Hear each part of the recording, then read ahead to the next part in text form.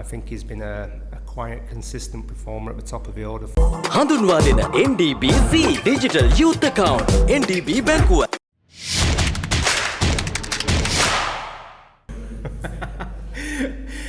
It's very kind that you put me in his bracket, but I think I've got some work to do. I think, obviously, so far, the games that we've played, we've done very well. And what I've really enjoyed about, obviously, coming here to Kandy and playing is we've had two excellent surfaces to play on, and we're seeing that the batsmen are scoring big runs, and we're learning how to defend on flat wickets. And I think, obviously, the scores that the individuals have achieved as well has been fantastic to watch, but also the partnerships that those top six have generated for us. And I think it's generated some really good, exciting cricket as well. And obviously the bowlers have had to work hard, which is also not a bad thing, because it will help us learn to play cricket, all around the world and be able to compete all around the world. So for me, I think it's been so far been a very good experience for us, and we're seeing some good results, which is great. I think what we've done is we've flattened the wickets, so we want to try and give the batsmen confidence. We want them to learn to score big runs and put on those big partnerships that I've just talked about. So the more we can do that for them, the better, because ultimately, nowadays the 50 over game, they're scoring 300 runs plus regularly, and we have to learn how to do that. But equally, from a bowling attack point of view, we've got to learn how to defend and what disciplines are needed to defend scores on these good wickets as well. So I think for us, the experience of doing what we're doing now will hold us in good stead moving forward. And we are in that building phase again now. We're building for the next World Cup, and we have to make sure that we put all the building blocks in place, so when we do arrive there, we're in a good place. Everybody's got experience under their belt, everybody knows their roles, and everybody has had success along the way as well, so they carry that confidence with them. Oh, really satisfying, because I love fast bowling, as you guys know, and it is a passion of mine. So for me to be able to just help the youngsters that we've got here to come on, we've seen Dilly and everybody come on, everybody's improved. So for me, just to give them my experience, what I took from obviously my past roles, having been a fast bowler myself, it's great to watch them come on, but to be fair, we've got to give the players a lot of credit for this, because they're the ones out there doing it, they're the ones that are listening, and they're being open-minded enough to try different things. And I think we're seeing the results of that now. So, do you know what, it's early days, and we've got to keep pushing, but we have the making of a very fine young bowling attack across all formats if you look at the guys that we've got. Yeah, we work at some basics. After the first game, I thought there was plenty of room for improvement. So we sat the lads down, all of them, not just the bowlers, but the whole team. And we showed them using the Hawkeye data what we were talking about, the areas that we bowl, the lengths that we bowl, what's successful and what wasn't successful, and talked about how we were going to tighten that up. And they did it beautifully in the last game.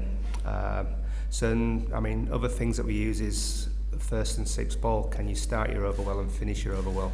Can you push the pressure back onto the batsman and make them play the big shot rather than giving them runs either side of the over? And then it's the job of the next bowler to pick up where they left off. So you're constantly trying to just drill that pressure onto the batsman. And I think we saw us do that in the last game particularly well. And we saw that with the boundary count coming down. නිකම් බොරුවට risk එකක් ගන්නේ ඇයි? NDB නියොස් තියෙද්දි risk එකක් නැතුව kick එකේ fun ට්‍රාන්ස්ෆර්ස් කරන්න වගේම චිල් එකේ බිල්ස් පේ කරන්න. We work very hard with all the bowlers, to be honest, because I think gone are the days where you can just have bowlers. They all have to be able to hold a bat and contribute down the order. So, I think we've seen that. I think at given points we've seen quite a few of the fast bowlers score runs. Potentially not as consistency as we'd like, but it's not easy, otherwise they will bat further up the order. So we push all of them to score runs, and they're all capable of holding a bat. They all have to be. It's not just one or two, we all have to keep improving. So I'm not going to single anybody out.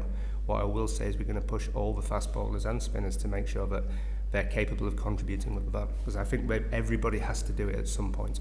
Well, I'll tell you what they are doing. Every day when we practice, they get their allotted time in the nets as well. They get their allotted time with the batting coaches.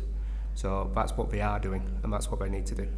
Well, I think he certainly put his best foot forward, didn't he, in the last game? I think the way he turned up on short notice and the way he performed with that ball in hand was fantastic.